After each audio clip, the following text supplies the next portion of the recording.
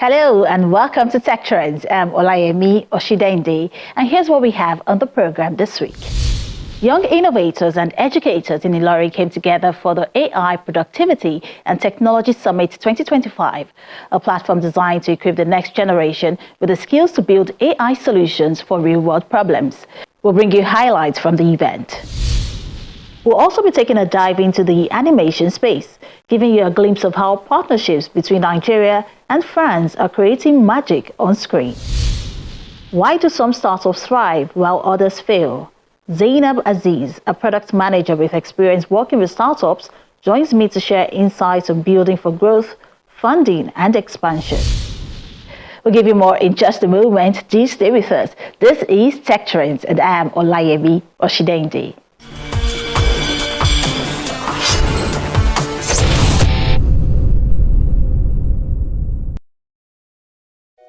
Technology has forever changed the world we live in. We're online in one way or another all day long. Our phones and computers have become reflections of our personalities, our interests, and our identities. They hold much that is important to us.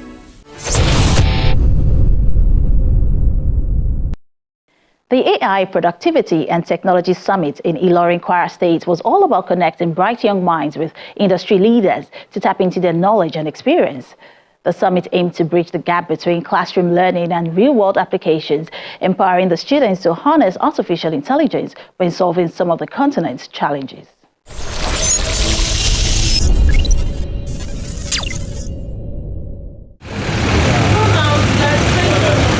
There's a vibrant buzz at the Ilorin Innovation Hub where students and innovators gather for the AI Productivity and Technology Summit 2025. Over 200 passionate young minds from the University of Ilorin, Lautech, Kwara State University, and other nearby schools come together, eager to learn from educators and industry leaders at the AI-focused event, an initiative of the Silicon Valley Girl Foundation. The theme, AI, Productivity, and the Future of Work in Africa, encourages them to see how artificial intelligence can help them build real solutions for African challenges. There will be a price to pay, especially in the AI era, for being merely consumers and not producers. If we don't take our seat at the table as a people, if we don't make our voices to be heard, someone else will speak for us. And their voice will define who we are, what we are, and sadly impose limitations on us. Limitations that a technology like AI should help us avoid or even shatter. With AI, we can break barriers that have limited us in the past. Barriers in medicine, education, agriculture, governance, creativity, and economic inclusion. This summit is my attempt to contribute to the solution. Empowering the youth, who are our future, makes the most sense to me in preparing for an inevitable future. Through inspiring talks, practical workshops, and mentorship sessions, the students learn how to build AI solutions step by step, understanding not just how it works, but also the benefits and potential downsides. What AI does is that the calculative and strategic advantage that the very best in any field has over the inferior player, it can help them level up. What that means is this. If you hear, for instance, that an AI has passed the CFA Level 3 exam, what it means is that if an ordinary person learns how to use, if an ordinary financial analyst learns how to use AI for financial analysis, they can be as good as someone who is CFA Level 3, right? If you hear that an AI has passed the operations management course at Wharton, Wharton is the #1 MBA school in the world. When you hear something like that, what should come to your mind is not fear. It is that if you learn how to use that AI for operations management or for project management, you can be as good as the very best in the world. we as human beings have to take responsibility for the final output. So even if AI is doing something for you, you have a responsibility of checking and making sure that you are responsible and you are owning the final decision. You're not leaving it into the hands of AI. Even though there's some places in the world right now where they've actually appointed AI to be the CEO of a company. And AI was actually making decisions based on everything happening in the company. AI was doing approvals and all of that. I don't know how far that went for them, but I'm aware that several companies that jumped into automating some of their processes regretted it very quickly because they found out that AI was just doing anything they felt like doing. And like we've heard earlier, AI still hallucinates a bit. AI has a very vivid imagination sometimes. And instead of giving you a wrong answer or telling you it doesn't know, AI will never tell you I don't know. AI will look for a way of proving itself right. For the students, it's a chance to move beyond theory to explore how AI can become a tool that could shape their future careers. What I learned from this summit is that it broadened my mind on the possibilities I can use AI for. So I'm a clothing vendor, so I've gotten inspiration to use AI for style inspirations and I can use AI to model my outfits as well. And also as a virtual assistant, it has given me the knowledge that I can use AI to automate some tasks I have to do and also to get better at my job as a virtual assistant. One thing I learned today was the concept of optimization in AI, and one thing I will forever live with is this statement, which is AI can never replace human, but AI can only enhance the abilities of humans, which I think is fascinating. As a statistician and an aspiring data scientist, I observe that most times, instead of me going to learn all how to use my Python, my SQL, and the rest, I learned a lot using AI, from understanding predictive models to understanding machine learning, from understanding how to use those and apply that in statistics. And behind it all is the Silicon Valley Girl Foundation, a non-profit preparing young Africans with the skills, mentorship and mindset to thrive in a rapidly changing digital world. When I think of AI in Africa, I think of solving critical problems. Yes, AI will take away some jobs. It will take away many jobs. But then it's the reality. The fear isn't going to prevent it from happening. Going to bury my head in the sand isn't going to prevent the inevitable. We still need humans in the loop. AI cannot take over humanity. In fact, we never want a situation where AI takes over the role of human beings in that sense. But will it take away roles? It will take away roles, and we fight it by being prepared for what the future is going to look like. As the summit ends, it's a new beginning for many of the students, one where they move from being consumers of technology to becoming creators and problem solvers, shaping the continent's digital future. At 2025,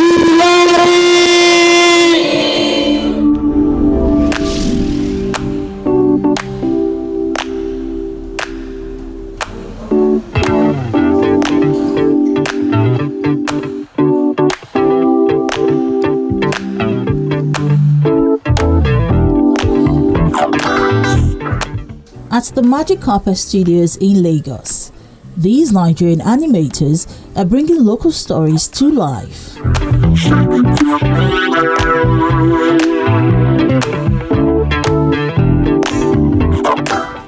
The country's animation industry has come a long way in just a few years. From short films and commercials to feature-length productions, it is no longer on the sidelines.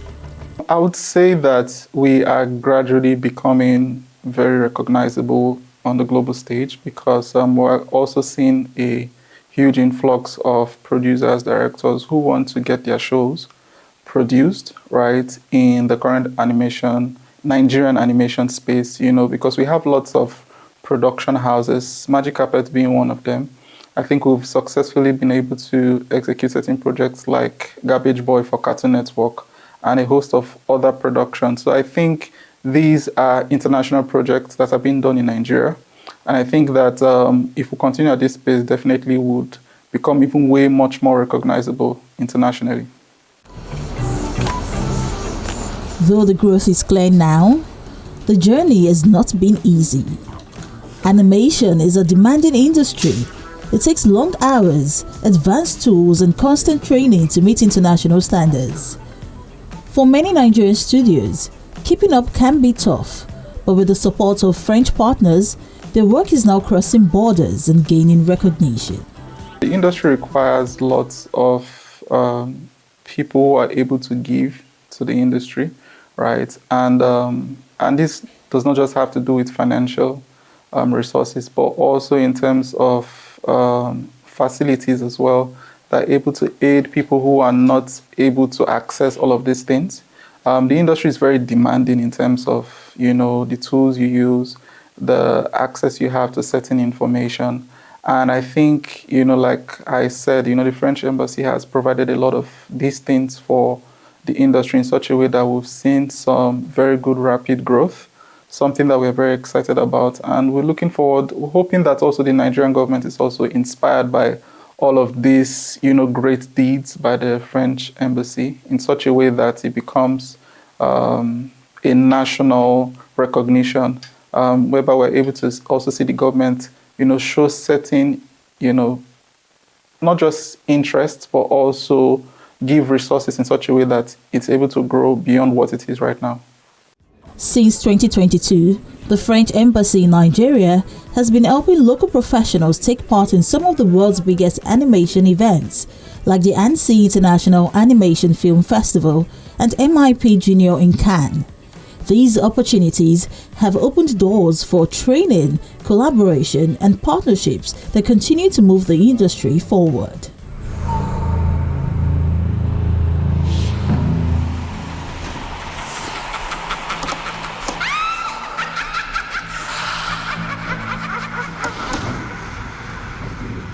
As part of the co-production, these two animators spent 2 weeks at Charlie Dobbin, a post-production studio in Paris. It was very refreshing in a way that, it was just unique. And I think they kind of opened our minds to post-production. And that's one area that currently we've been in productions, we've created short films, but we've not really seen, the capacity or scale of maybe what it takes to make,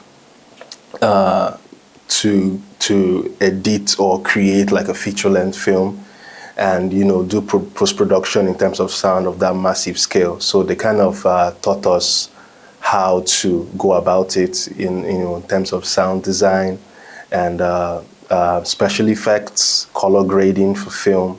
And I think these were really, really vital, most especially the special effects and sound design. I think it was really cool. The experience gave them a rare opportunity to see how international studios work and to bring that knowledge back home to strengthen projects here in Nigeria. I think there are things that, we're already applying. Again, it was a very exciting experience because even when we went through it, right, there were certain things we were seeing and we were like, oh, wow, okay, we didn't know this was possible. And I think we had to swing right into action in terms of the application. And we're very excited in terms of the results already.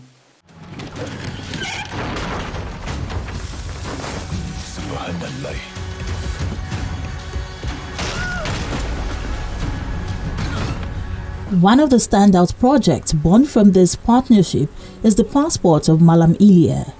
The animated feature, now in production at Magic Carpet Studios, is in collaboration with the French company I Find Pictures. So far, so good. It's been an interesting ride, adapting the work of late Cyprian Equincy, a Nigerian veteran literature writer, journalist. And we're also partnering with the family, the Equincy Foundation as well, to making this possible. Mr. Leo, a story interests me. Another is Leon and the Professor. For our weekly meeting, we'll find some comfort there. I assure you. Another important link is with Gobelin, a famous animation school in Paris. a Nigerian student in his final year at Gablon, spent 6 weeks at Magic Carpet Studios, joining the production team of The Passport of Malam Ilia. Currently, I'm working as a 2D animator on the project. Scenes have been storyboarded, so I just take the storyboarded scenes and bring them to life, like with the model sheets that have been given to me by the director, storyboards by the team that's been doing the storyboarding. So in general, I just do 2D animation and bring the characters to life. 5 years from now holds so much possibility for Nigerian animation. The animators share what they see ahead, the kind of industry they hope to build, the stories they want to tell, and the place they believe Nigeria can take on the global stage.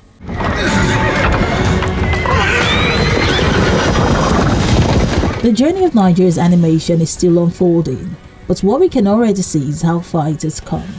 With support from the French Embassy and partnerships with international studios, young creators are getting the skills and exposure they need to share African stories with the world.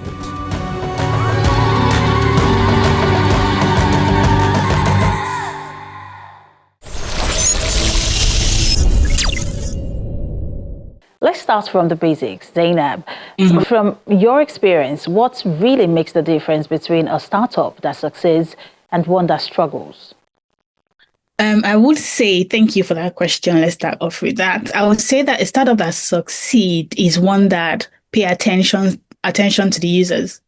So their core is their users, regardless of how they have decided to do it or the team. The most important thing is they are focusing on the users. The pain points of the users is what their focus is. While the startup that fails is more prioritizes their vision more. So everybody wants to be a tech founder, and that vision is personal, but it's not user related. You're not solving a problem. If you're not solving a problem as a tech company, that's the beginning of failure. Talking about solving problems, Zainab, many people do have great ideas, but execution is usually the hard part of it. What would you say are the key building blocks these founders should put in place early on to increase their chances of success? Execution is heavy on people, I would say. If you have the right team in place, you're on the right path to executing a proper project. Culture. The culture you imbibe in your team members determines how far your product goes or your project goes or the success rate. Of course, we cannot overemphasize where money comes in. We need money, right? If you do have money, you know your burn rate as a company, you ensure that your expenses are not more than your revenue. You balance it, your execution will definitely go on fine because you're doing it right. You're doing production well, marketing is going on okay. And beyond just launching a product, I always say startups can start up with launching an MVP. An MVP is a minimum viable product. That's the first phase of the product. And then you can, from time to time, develop and iterate until you get to the overall big picture. But it's okay to start small. If startups can start doing it small, slowly but surely, they say, if they can start doing it small, then I think that's a very clever idea to executing properly. But on the flip side, there are some sad statistics that a couple of startups, don't survive beyond the first few years. I mean, we've seen situations where some of these startups, come with all the trumpets. And the first couple of years, we hear about them, raising money, seed funding and all of that. And even sometimes, expanding. But later down the line, we see them packing up. Some would say it's about funding. Others would say it's about leadership or the market itself. Now, Zainab, if you had to rank the top 3 failure points, what would they be? That would be first off, when there is no product market fit, because that's the core. Let's start with that. When a company is running out of cash because you were spending so much on marketing, on hiring people. Now, it's good to hire people. You need the talent to develop the product anyway. But sometimes you don't need to hire a huge person. Tech people are not cheap. Let's know that tech is not cheap. And you're burning cash when you keep putting money down the drain. Right. Thirdly, I would say is when your team is misaligned, when there is conflict of interest, when the CEOs are not aligned, when team members are listening to XYZ, listening to somebody else tomorrow, there's always a change of vision. There's always a change of product scope. that automatically the team, when the team is not working, everything would not work. When the product does not fit the market, there's a problem. And when you're running out of cash, I think those three are my major points for that question.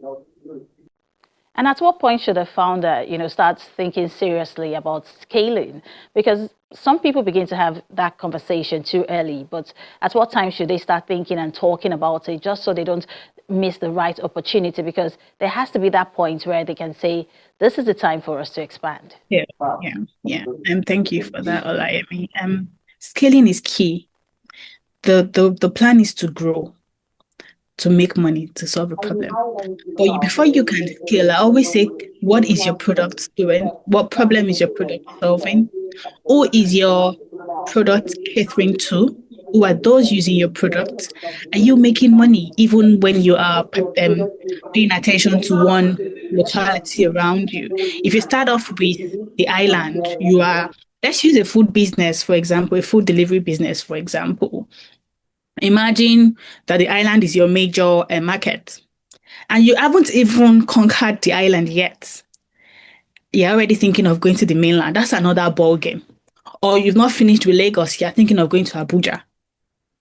If you have not conquered one, there's no point moving on to the other one, right? So I would say the first stuff, of course, the product. When you have a good product, when you are solving the problem of the state or wherever you're working in, what's the unit economics? Let me break that down. What's the cost of acquiring one customer? Does it make sense? What's the worth? What is the numbers? Numbers is important. Whoever is investing in your business, when you are thinking of scaling, wants to see your numbers, your productivity. Is it profitable? Even if it's okay for your business not to be profitable at the first year or so, but what are the numbers looking like? Is it promisable? And thirdly, I would say, are your processes repeatable? Now, let me explain that if you do not mind. If you've established Lagos and you have a process that works, there's always room for process improvement, don't get me wrong. But if you have a process that works and you move on to the island, you move on to Abuja, it's okay to replicate that process without the founders trying to micromanage the team. If you have a repeatable process that can be replicated across the different localities or states in Nigeria, then we can now start about scaling. That way, you've cut down on micromanaging people. You can use your time to do something else, right? You can start thinking about scaling at that point. Yeah, I think that'll be it. Now, we'll be talking again about expansion, which is like the dream for many startups, right? Whether locally or, trying to get into other markets or regions.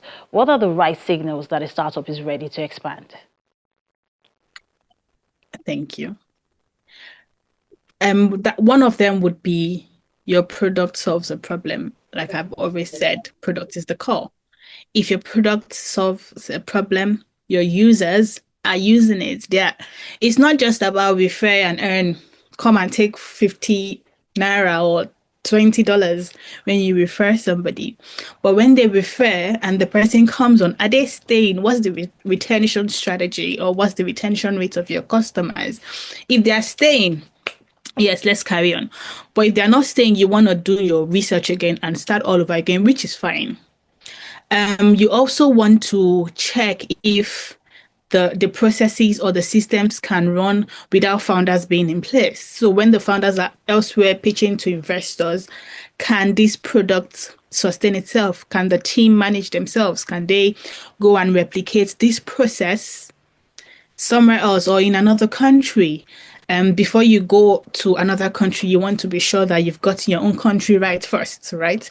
You want to start looking at the licenses required to launch in a different company. So I think these are some of the things that customer needs. A tech founder needs to check to be sure. These are the signals you need to check to be sure that, okay, we are actually ready to expand. It's okay to take your time.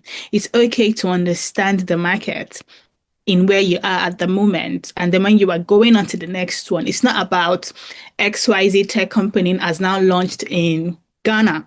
It's good. However, Are you solving the problems of users in Ghana? Do they even want you in their country? So rather than spending so much money on that product in Ghana, why not fix your current country, and let's see where that takes you before you start considering scaling? Oh, well, you've shared a lot of insights with us on the program, Zainab Aziz. Thank you so much for joining us and sharing your knowledge with us on the program. Thank you. Thank you. Thanks for having me, Alaim. It was good to meet you. Thank you.